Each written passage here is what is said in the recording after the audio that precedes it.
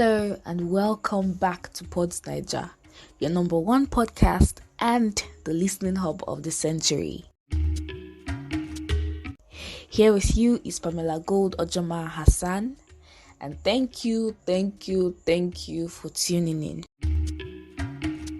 As always, here is another police brutality story to keep you informed on the injustices in our society, as well as to honor those who have been victims of police brutality. So on this episode, I'll be sharing the story of Elijah McClain, a Black American that was murdered in the United States of America. Please stay tuned for more details on this story. Elijah Jovan McClain was a 23-year-old Black American from Aurora, Colorado. He was a massage therapist who died a week after a violent encounter with the police force. The event that led to his death began on the 24th of August 2019, which isn't so long ago, that's like 2 years ago, when an Aurora citizen made a call of alarm to the police department. The caller was said to have made a report about an unarmed person. Please note the key word, unarmed. The caller was said to have made a report about an unarmed person wearing a ski mask, which they described as sketchy. After receiving the call, 3 police officers, Nathan Woodyard, Jason Rosenblatt, and Randy Rodema, went down to the address in order to investigate the complaint. On arrival of the officers, McClain was forcibly tackled to the ground, and the officers claimed that their body cameras were knocked off and disconnected during the struggle.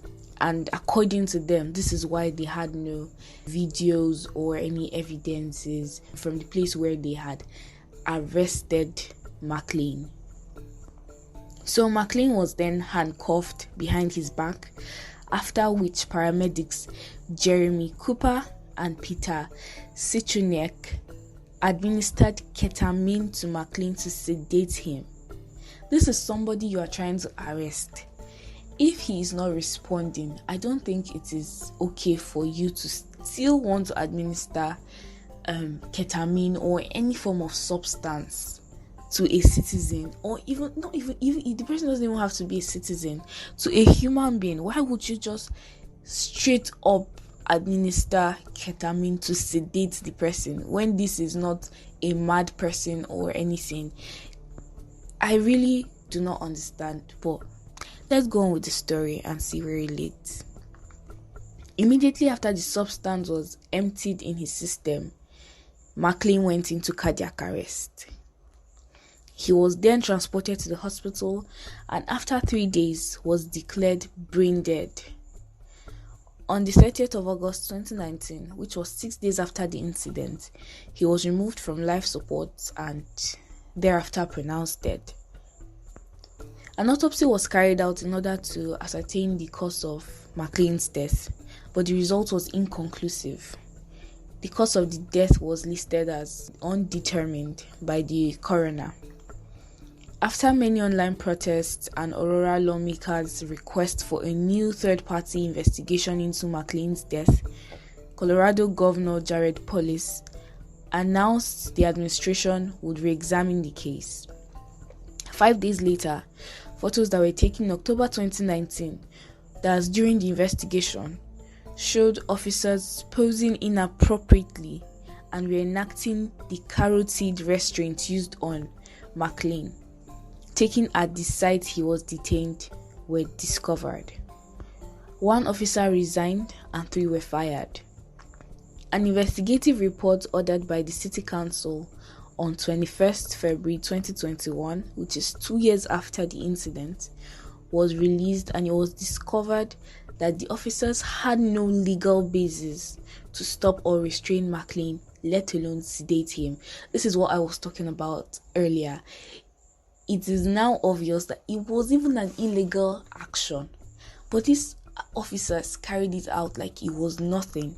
These are supposed to be officers of the law, and officers of the law are carrying out illegal actions where they're supposed, like, they're trying to make legal arrest with illegal actions? Like, how do you want to combine it? How do you want to go about it? Anyways, in September 2021, the three police officers, Woodyard, Rosenblatt, and Redema, and the two paramedics, Cooper and Sichonek, who were involved in the crime, were charged through a Colorado grand jury with manslaughter and other lesser charges for the death of Elijah McClain. Although not much was said about his family, well, it is obvious that the McClains would have been in so much pain following the death of their son Elijah.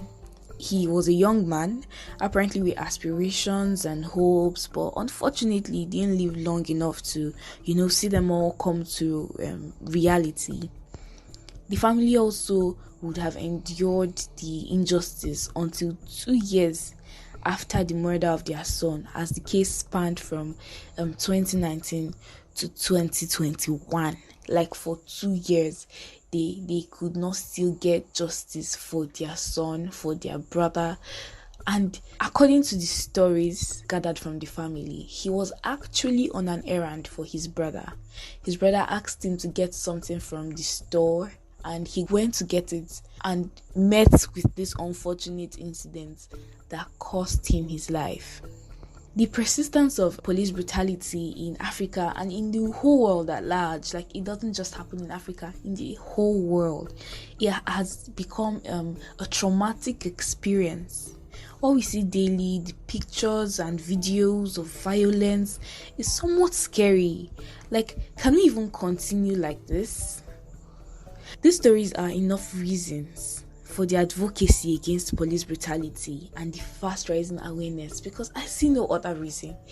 These stories should even be motivation enough for us to want to, share these stories to bring an end to police brutality. Please do ensure you share these episodes with your friends and family in order for the spread of this awareness to continue. Thank you for tuning in and listening to Pods Niger, the listening hub of the century. And until next time, adios.